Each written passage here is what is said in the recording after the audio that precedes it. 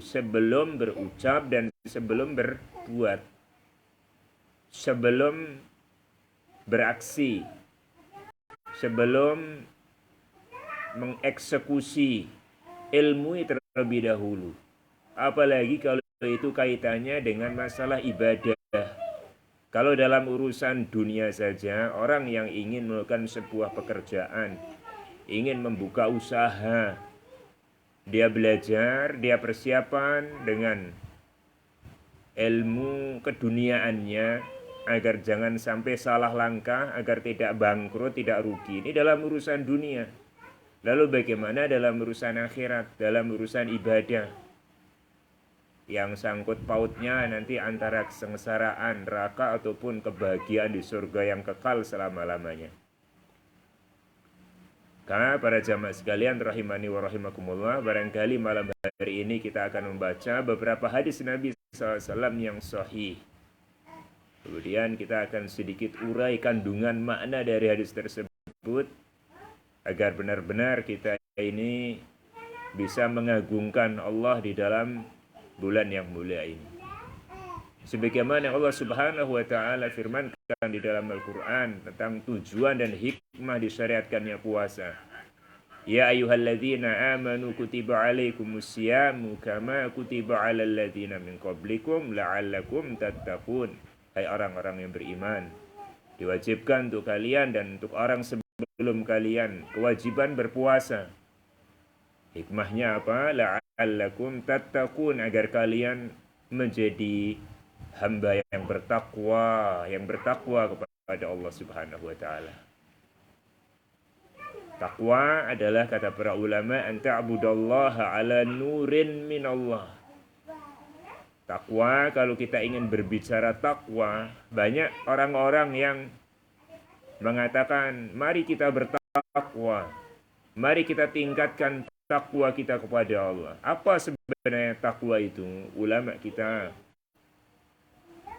dari kalangan ulama tabi'in yang bernama Talq ibn Habib, beliau mengatakan tentang definisi takwa. Takwa itu adalah an ta'budallah ala nurin minallah. Takwa itu engkau beribadah kepada Allah di atas cahaya Allah. Maknanya ibadah kita di atas ilmu. Ini takwa. Tidak mungkin orang itu berstatus takwa kalau amal ibadahnya tidak disertai ilmu. Tarju sawaballah, dan dia mengharapkan pahala, upah dari Allah. Ibadahnya atas dasar ilmu dan niatnya untuk Allah. Wa tatruku ma'siyatullah, dan dia meninggalkan maksiat-maksiat Allah. Dia tinggalkan keharaman Allah. Ala nurin min Allah, atas dasar ilmu pula. Makhafata adzabillah, karena dia takut terhadap azab Allah Subhanahu wa taala.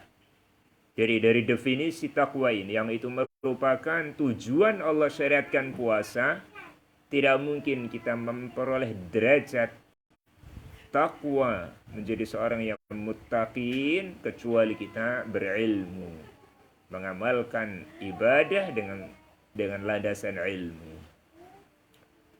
Di sini beberapa hadis Nabi Sallallahu Alaihi Wasallam yang berkaitan dengan masalah puasa. Barangkali kita akan menyebutkan beberapa hadis di antaranya. Yang pertama, saya akan menyebutkan hadis yang diriwayatkan oleh Imam Bukhari dan Imam Muslim dari sahabat Abu Hurairah radhiyallahu taala anhu.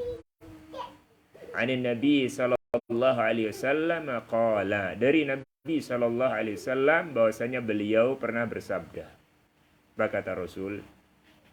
Sumu li ru'yatihi. Berpuasalah kalian karena kalian melihatnya. Melihatnya maknanya melihat hilal. Nanti kita akan jelaskan apa maksud melihat hilal di sini. Waftiru li ru'yatihi, dan berhari rayalah, beridul fitrilah li ru'yatihi, karena kalian melihatnya. Ini melihat hilal Syawal. Fa in ghummi alaikum, tapi kalau tertutupi hilal, tertutupi awan, kalian tidak melihat tuh hilal fa'akmilul adad, maka sempurnakan bilangan Sya'ban. Sempurnakan bilangan Sya'ban sebanyak 30 hari. Jadi, hadis yang pertama ini, para bapak dan ibu yang semoga selalu dirahmati dan berkahi Allah Subhanahu wa taala, kita akan mengambil salah satu faedah dalam penentuan satu Ramadan. Bagaimana sekarang petunjuk Nabi SAW tentang bagaimana kita memulai mengawali satu Ramadan dan kita berpuasa pada awal tersebut. Jawabannya adalah dengan ru'yatul hilal, dengan melihat hilal. Jadi, cara metode mengawali satu Ramadan ada dua. Yang pertama, caranya adalah ru'yatul hilal. Dan itu adalah opsi yang pertama. Bukan alternatif, dia adalah yang pertama. Ru'yatul hilal adalah yang pertama, bukan jalur alternatif. Yang kedua adalah ikmalus Sya'ban. Ikmal, menyempurnakan bulan Sya'ban. Dan ini adalah alternatif ketika hilal ini tertutup oleh awan. Jadi, ketika seorang melihat hilal, dan alhamdulillah pemerintah kita, negeri kita telah mengamalkan sabda Nabi SAW ini dengan perwakilan dari Menteri Agama yang insya Allah nanti tanggal 22 Maret ini, yaitu hari Rabu besok, mereka akan menggelar sidang isbat. Jadi Rabu besok sore kaum muslimin akan berbondong-bondong melihat di beberapa titik untuk melihat apakah nanti muncul nampak tuh hilal. Kemudian pada malam harinya akan diadakan sidang isbat, penetapan apakah memang ada yang melihat tuh hilal Ramadan. Ketika nanti ada yang melihat dan diputuskan oleh pemerintah bahwa satu Syawal, andaikan itu terlihat berarti satu Ramadan adalah hari Kamis, maka kaum muslimin berpuasa pada hari Kamis tersebut. Dan ini juga berdasarkan keputusan dari pemimpin, dari pemerintah. Kenapa? Karena masalah penetapan Ramadan dan penetapan Syawal itu juga berdasarkan keputusan pemimpin. Puasa adalah saat manusia mereka berpuasa. Berhari raya adalah saat manusia berhari raya. Bersatu kaum muslimin. Apa kata Nabi SAW? As-sawmu yauma yasumun. Puasa kalian saat kaum muslimin semua berpuasa. Siapa kaum muslimin ini? Ya pemerintah. Hari raya kalian adalah saat manusia, saat kaum muslimin. Saat pemerintah kalian juga berhari raya. Sehingga kaum muslimin akan nampak persatuannya, tidak terkotak-kotakkan, tidak terpecah-pecahkan dan berselisih-berselisih, sehingga nampak perpecahan dan perbedaan pendapat. Tidak, masalah puasa dan masalah Aid, masalah lebaran, itu adalah hal mutlak yang menentukan adalah pemimpin, yang kita wajib untuk taat kepada aturan dan keputusan mereka. Dengan ru'yah, itu yang pertama. Kemudian yang kedua adalah dengan ikmal. Ketika tidak terlihat, seandainya nanti pada hari Rabu, kemudian pada malam harinya, malam Kamis, ternyata dari beberapa titik tidak ada yang melihat hilal, sehingga akhirnya pemerintah melalui perwakilan Menteri Agama kemudian menetapkan bahwa harus ikmal, berarti otomatis puasanya adalah hari Jumatnya. Itu yang dimaksud dengan ikmalus Sya'ban 30, penyempurnaan Sya'ban sampai 30 hari. Karena bulan Hijriyah, jamaah sekalian, para bapak dan ibu rahimani wa rahimakumullah, itu hanya ada dua opsi, hanya ada dua pilihan. Harinya antara 29 atau 30 hari. Jadi, tidak ada bulan Hijriah yang harinya satu bulannya 20 hari, itu tidak ada. Kalau bulan Masehi ada ya. Bulan Februari kadang harinya 28 hari. Bulan Masehi kadang-kadang ada yang sampai 31 hari. Itu kalau bulan Masehi. Umat Islam sebenarnya punya kalender Hijriyah. Yang mana bulan Hijriyah itu antara 29 dan 30 hari. Tidak ada yang kurang dari 29, tidak ada yang lebih dari 30.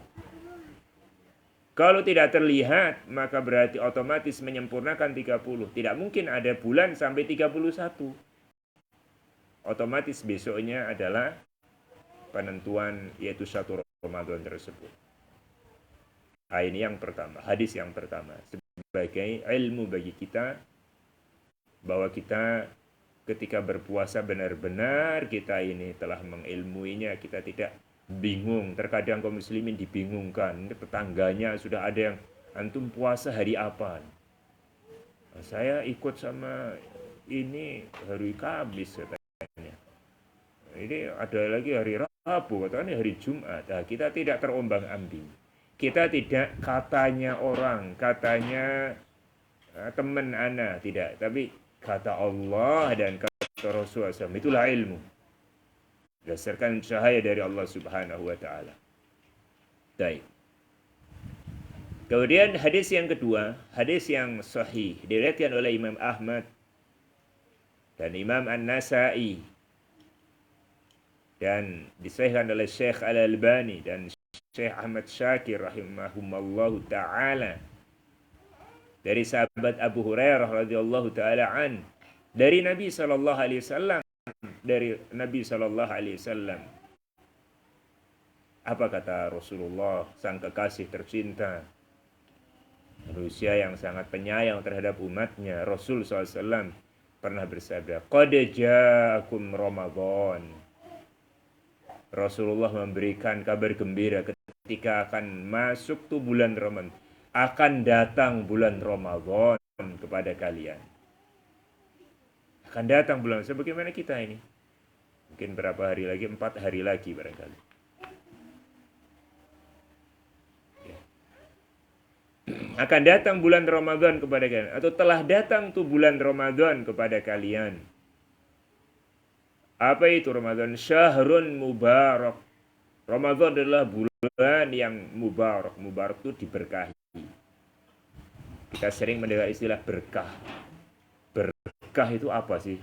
Berkah itu dari bahasa Arab, dari kata asalnya itu birkah. Birkah itu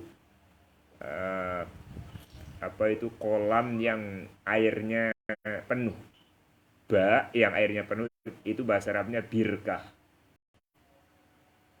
Kemudian bahasa Arabnya jadi mubarakah. Aslinya birkah. Birkah itu kolam atau ba yang airnya penuh. Kemudian mubarakah, yang diberkahi. Kenapa berkah ini diperumpamakan seperti kolam yang isi airnya penuh? Karena berkah dalam bahasa Arab itu ada al-khairul katsir, kebaikan yang banyak, yang melimpah ruah. Sebagaimana kalau ada ba yang airnya melimpah ruah, itu dikatakan birkah. Maka Ramadan dikatakan syahrun mubarak. Mubarak artinya al-khairul katsir, kebaikan yang sangat banyak, yang sangat melimpah. Allah Subhanahu wa ta'ala mengistimewakan umat Nabi Muhammad, mengistimewakan kita dari umat-umat Nabi sebelum Nabi Muhammad dengan momen-momen yang istimewa. Kita ini kan umur kita pendek-pendek ya. Umurnya umat Nabi Muhammad itu antara 60 sampai 70-an tahun. Yang kurang dari 60 tahun sudah meninggal banyak. Yang meninggalnya lebih dari 70-an tahun itu sedikit. Ya. Umur yang pendek tersebut, Allah memberikan beberapa hari, beberapa waktu, beberapa bulan yang seandainya seorang muslim memanfaatkan bulan tersebut, dia akan bisa bersaing, bisa mengalahkan umat-umat terdahulu. Bayangkan umatnya Nabi Nuh, umur mereka ribuan tahun. Bayangkan, ribuan tahun. Dakwahnya Nabi Nuh umur dakwahnya bukan umur usia dakwah. Usia dakwahnya belum. Saat belum menjadi nabi. Lalu beliau berdakwah. Usia dakwahnya itu 950 tahun. Bukan usianya beliau ya, usia dakwah. Awal dakwah sampai beliau wafat itu selama 950 tahun. Berarti mereka orang-orang terdahulu bukan hanya umatnya Nabi Nuh. Nabi-nabi terdahulu, Nabi Musa, Nabi Ibrahim, dan nabi-nabi yang lainnya, mereka diberikan kekuatan fisik oleh Allah dan usia yang lebih panjang dibandingkan kita-kita ini. Tapi mereka tidak ada hari-hari seperti kita, seperti umatnya Nabi Muhammad SAW ini. Yang seandainya kita memanfaatkan nih bulan Ramadan misalkan, yang di dalam bulan Ramadan ada apa? Ada malam Lailatul Qadar. Yang dalam Lailatul Qadar itu Lailatul Qadri khairum min alfi syahr. Lailatul Qadar itu lebih baik daripada 1000 bulan. Bahasanya Nabi lebih baik. Lebih baik dari 1000 bulan. Lebih baik itu bisa 2 kali lipatnya, bisa 3 kali lipatnya. Ya. Andaikan kita mengambil yang paling minim, seandainya bahwasanya bulan Lailatul Qadar itu sebanding dengan 1000 bulan. 1000 bulan ini kalau kita kalkulasikan atau kalau kita konversikan ke tahun itu sekitar 83 tahun lewat 4 bulan. 83,4, 83 tahun. Andaikan kita bisa memanfaatkan 10 kali Lailatul Qadar, berarti tinggal ngalikan aja, berarti 830. Seolah-olah kita ini sudah dikasih umur lagi 830. Jadi kalau kita menganggap setara, padahal Allah katakan lebih baik daripada 1000 bulan. Coba bayangkan kasih sayang Allah Subhanahu wa Ta'ala. Sekali lagi ya, lebih baik itu bisa 2 kali lipatnya. Jadi kita yang kecil-kecil, yang lemah-lemah, yang umurnya pendek-pendek, cobalah pintar-pintar kita mencari momen-momen di mana Allah Subhanahu wa Ta'ala memberikan yaitu keistimewaannya, pengampunannya, rahmatnya di momen-momen tersebut. Sebagaimana seorang yang berbisnis, seorang yang berdagang, dia pandai-pandai mencari momen-momen. Pandai-pandai dia mencari strategi-strategi, tempat-tempat yang pas untuk melariskan dagangannya. Seharusnya seorang muslim pun demikian, dia pandai di dalam bermuamalah kepada Allah Subhanahu wa Ta'ala. Pandai dia dalam memanfaatkan kebaikan-kebaikan tersebut. Rasulullah SAW katakan, iftaradallahu alaikum siyamahu. Di bulan tersebut Allah wajibkan atas kalian puasa. Jadi Ramadan adalah bulan berpuasa. Dan puasa di bulan Ramadan hukumnya wajib. Wajib bagi siapa? Kriterianya 4. Yang wajib berpuasa kriteria 4. Yang pertama, baligh. Dia sudah baligh. Ustaz, gimana dengan anak? Anak-anak tidak wajib tapi diajari. Yang belum balik mereka tetap diajari. Sebagaimana para sahabat dahulu, mereka biasa mengajari anak-anak mereka. Anak-anak SD. Walaupun mungkin kelas 1, nggak apa-apa kita ajari.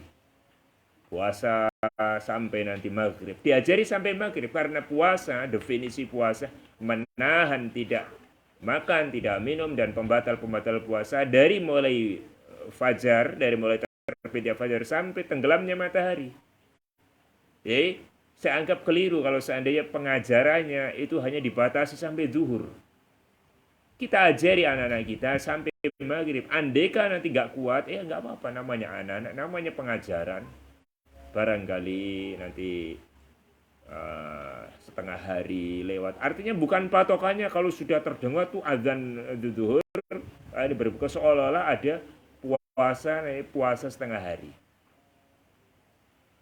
Jadi anak kecil tidak wajib, tapi diajari mereka, dibiasakan atas kebaikan-kebaikan.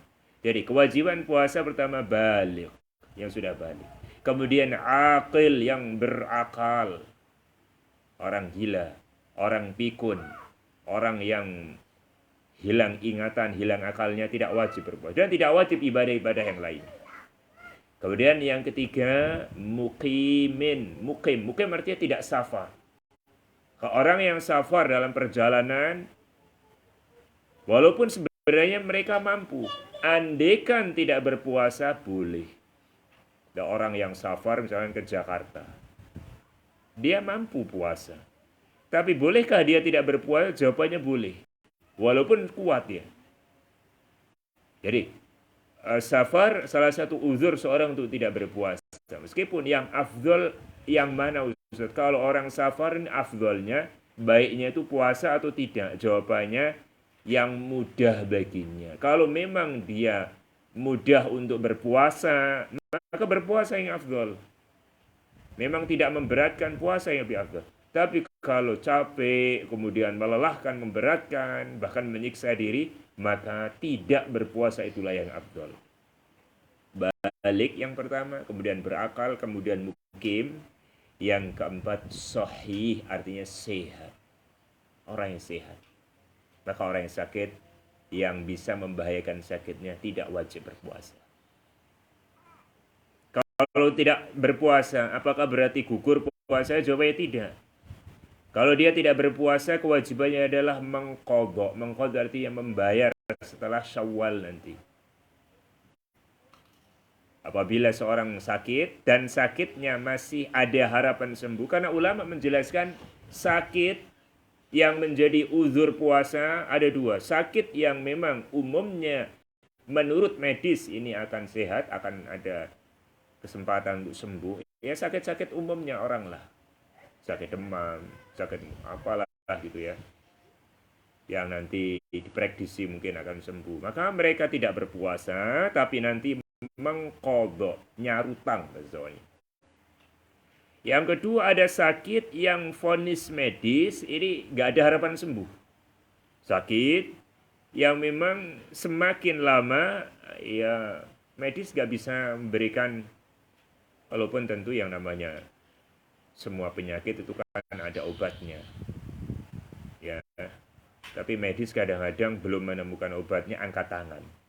Bukan berarti sudah putus asa, tidak. Tapi secara teori mereka ini penyakit-penyakit yang sangat kronis, yang sangat bahaya. Kondisi sakit yang prediksi medis tidak ada obatnya, maka orang yang tidak puasa bukan mengqadha, tapi membayar fidyah. Seperti orang tua renta. Orang tua itu yang sudah sepuh sekali, asalkan masih akalnya masih ingat ya, kalau sudah pikun tidak wajib. Ini orang tua yang masih sadar.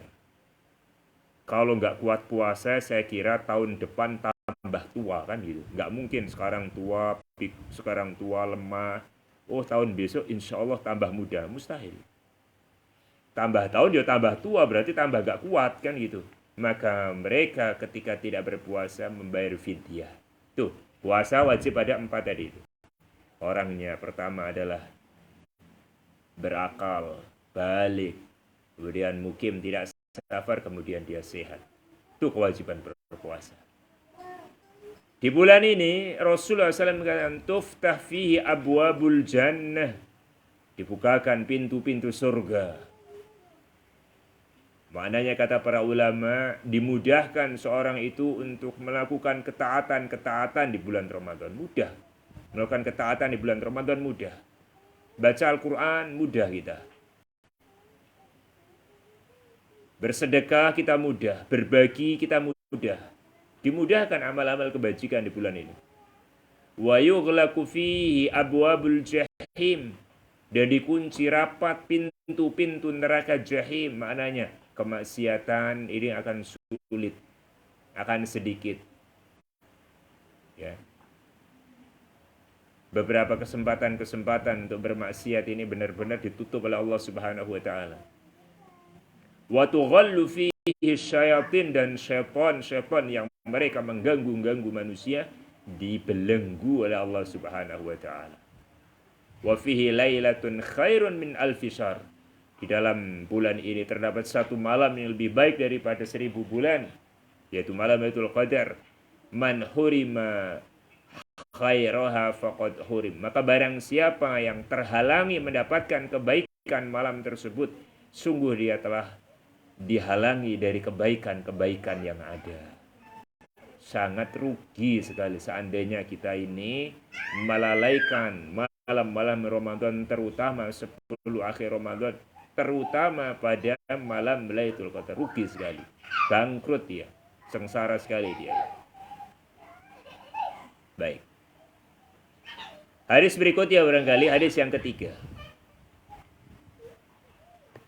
An Hafsah binti Umar radhiyallahu an, dari Hafsah.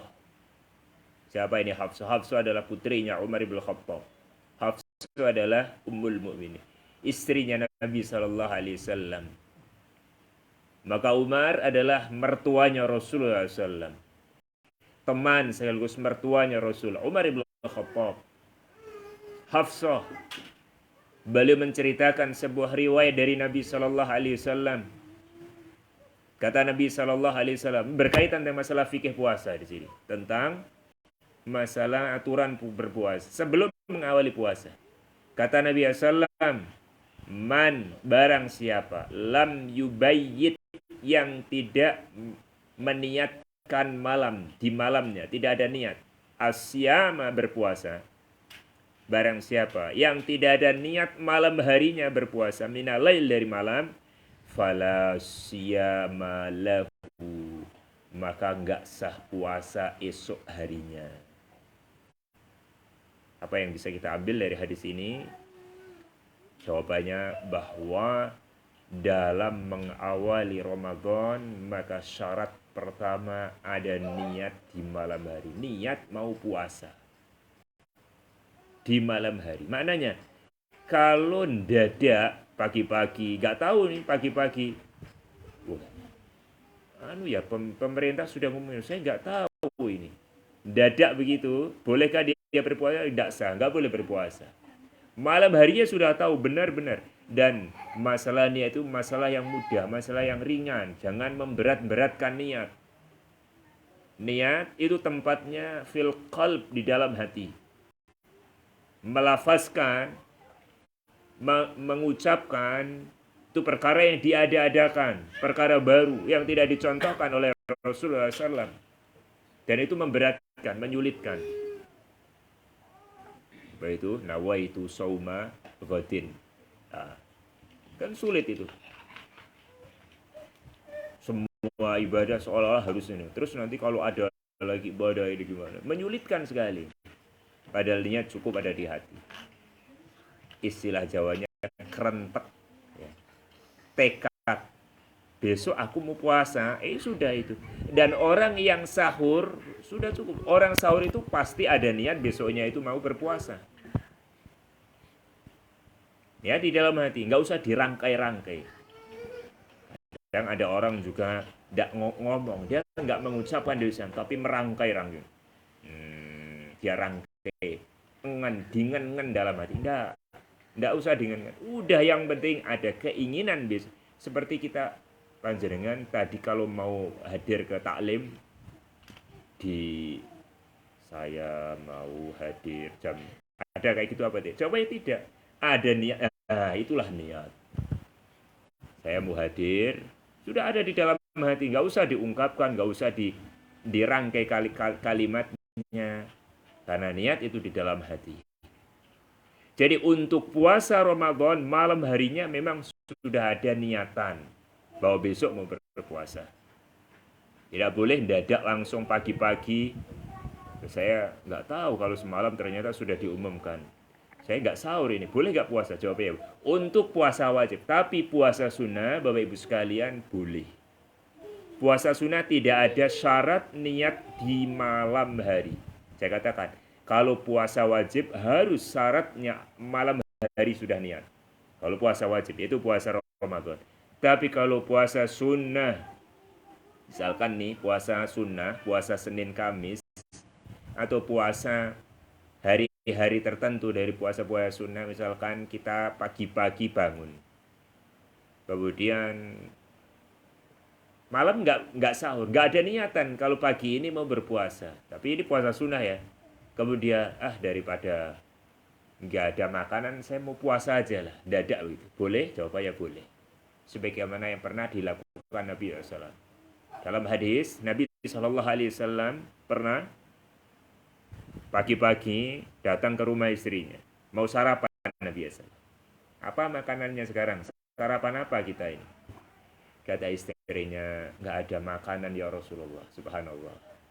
Manusia termulia, orang yang paling dicintai Allah, orang yang pasti pemimpin, orang yang pasti mendapatkan kebahagiaan akhirat, pemimpin dunia, masuk rumah nanya makanan, tidak ada makanan. Subhanallah, kesederhanaannya Rasulullah SAW, pemimpin dunia itu.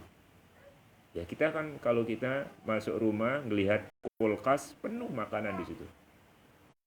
Tidak pernah kita kekurangan beras. Makan kita selalu 3 kali dalam sehari. Makan juga yang layak-layak. Ya, kita bersyukur kepada Allah Subhanahu Wa Taala.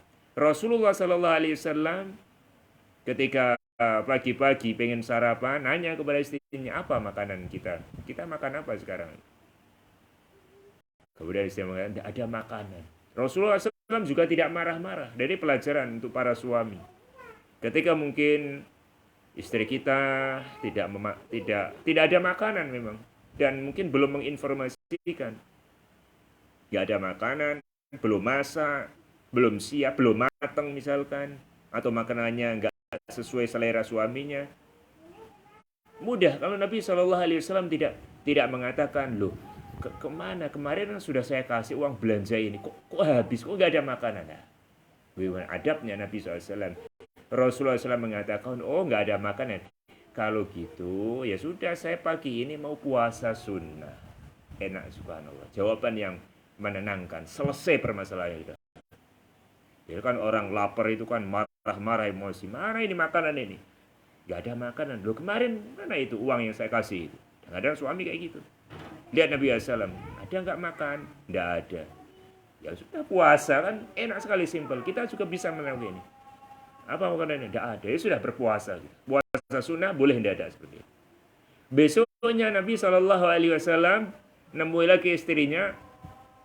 Paling-paling nggak ada makanan lagi kan. Pagi-pagi sering nggak ada makanan. Ya sudah, puasa. Tiba-tiba istri mengatakan, ini dikasih sama tetangga ada makanan. Rasulullah membatalkan dan beliau makan. Di sini faedah bahwa puasa sunnah boleh dibatalkan kalau memang ada kebutuhan. Ya, Rasulullah SAW niat sudah mau berpuasa, ternyata ada makan, maka beliau membatalkan puasanya tersebut. Wallahu a'lam bishawab.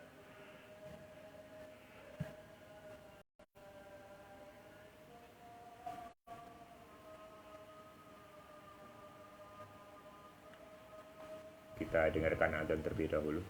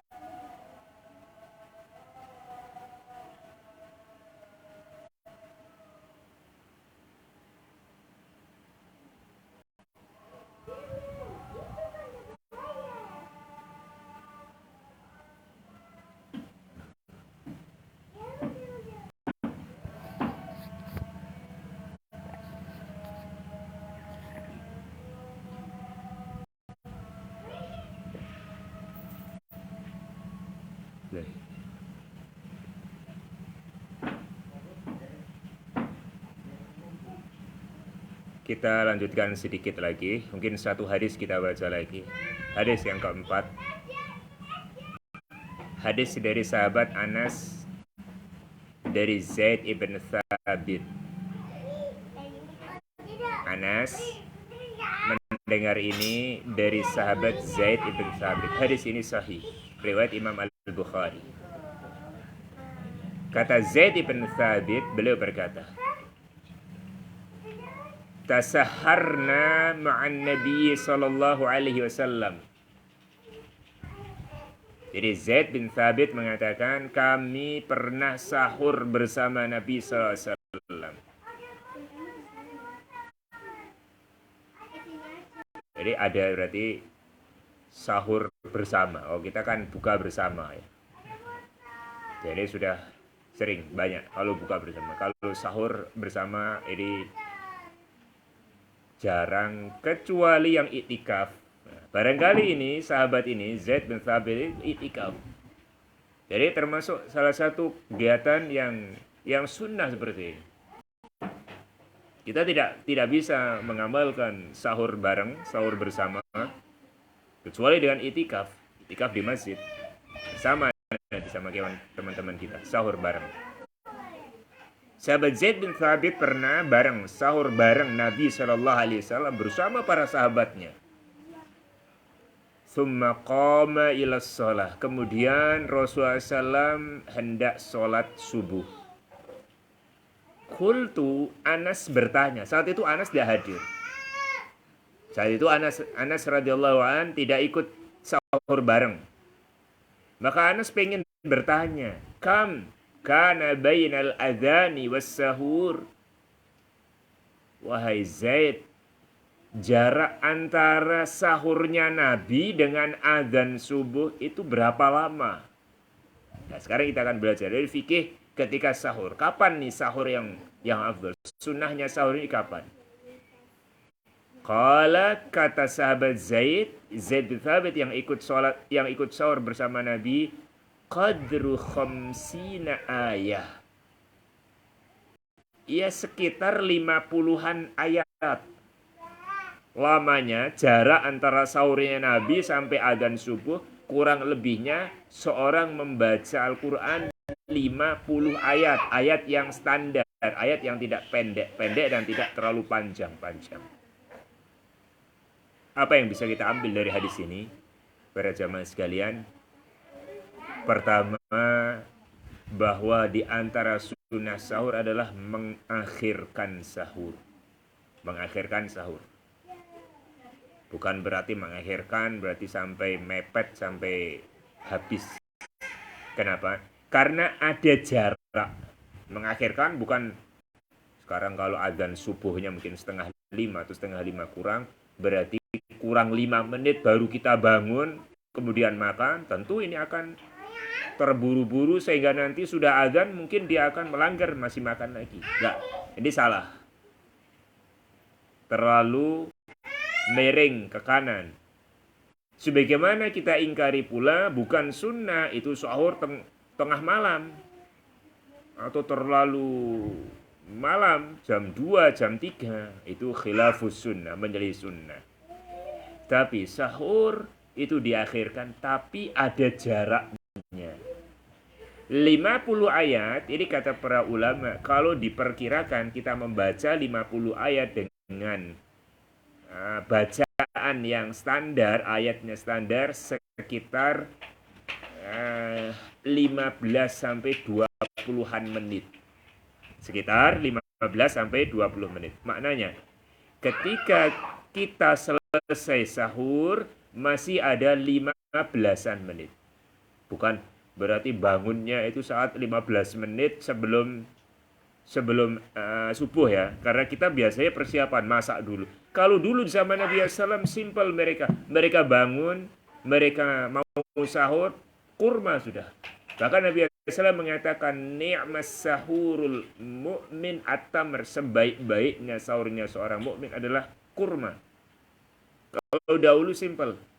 Mereka makan kurma, mungkin makan 7 butir kurma, minum air putih, udah langsung mereka beraktivitas, beribadah, dan seterusnya. Tapi kalau kita kan biasanya masak nasi dulu lah, mungkin masak ikan dulu atau masak apalah gitu lauknya dulu.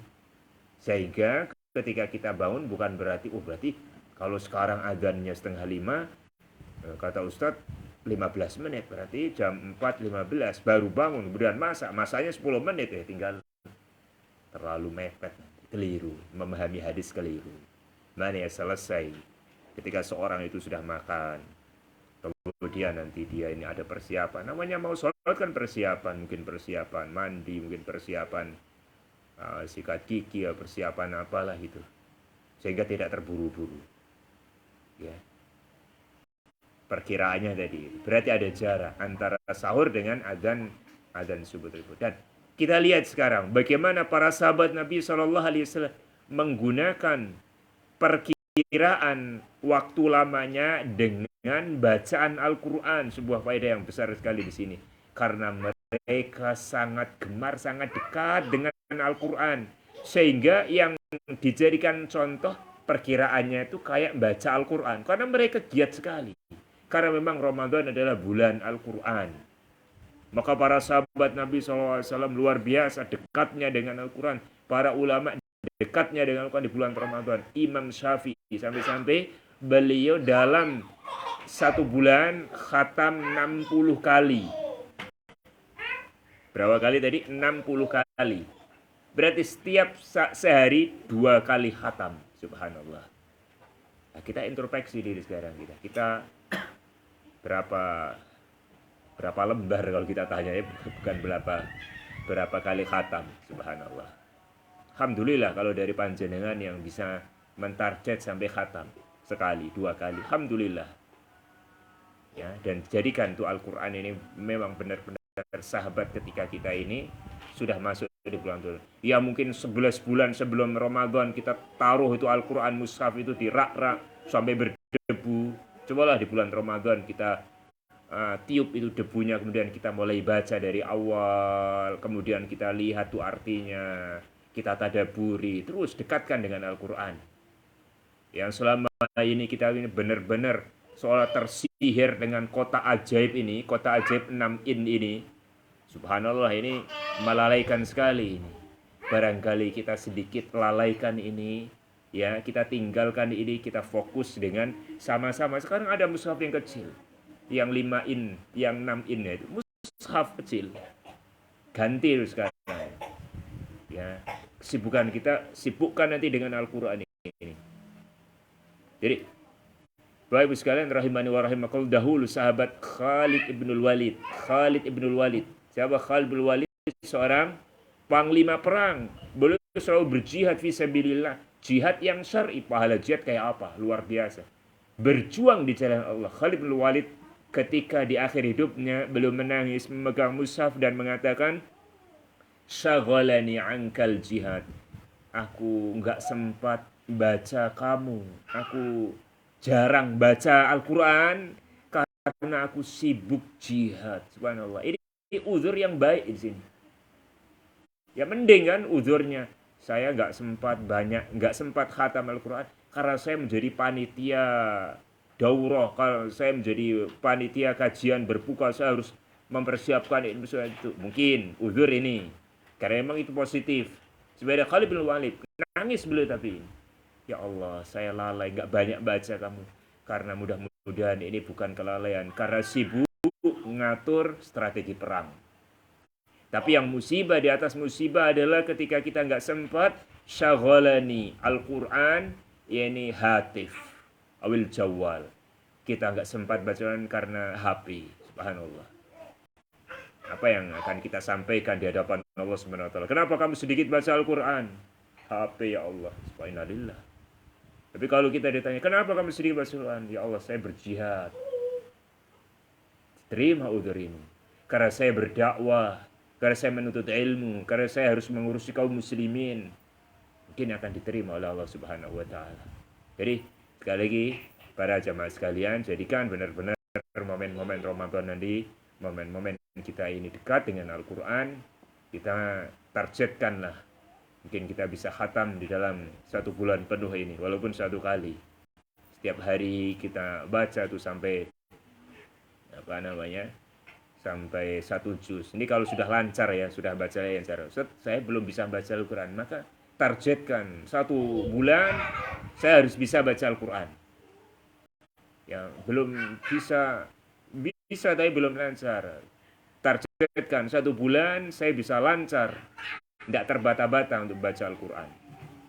Gimana saya bisa belajar Al-Quran? Banyak sekarang. Ustaz tahfiz, Ustaz Al-Quran, panggil ya, belajar. Privat bersamanya. Sekarang dimudahkan sekali kita belajar agama ini. Belajar Al-Quran, belajar bahasa Allah. Man qara harfan min kitabillahi falahu hasanah. Siapa yang baca 1 huruf dari Al-Quran, tidak ada bacaan di dunia ini yang per hurufnya berpahala kecuali Al-Quran. 1 hurufnya 10 kebaikan.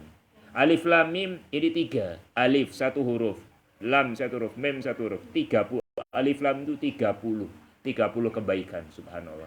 Upahnya 30 kebaikan. 30 kebaikan itu lebih baik daripada 30.000 kan kali.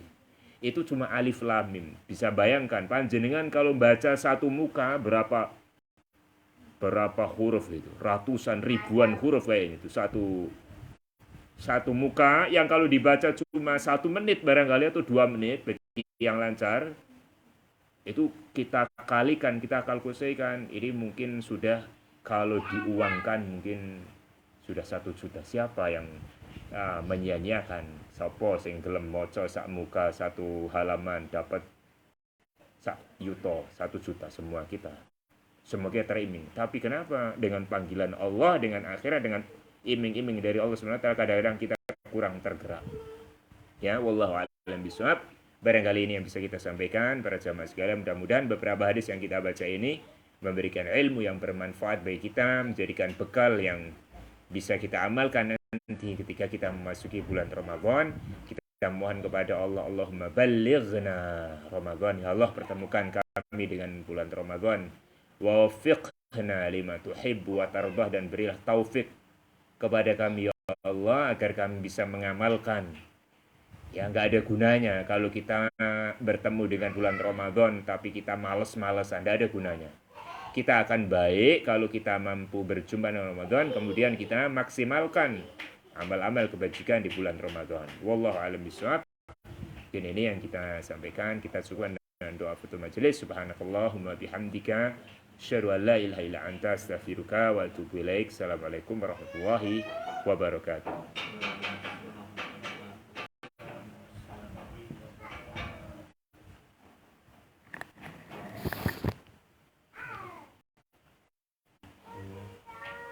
Kanan jalan atau kiri jalan? Kiri jalan, terus bisa mana? Gitu. Iya. Jadi tidak terlalu jauh juga sebenarnya. Ini pas dekat ya. Seberang. Belum pernah mampir? Belum. Bisa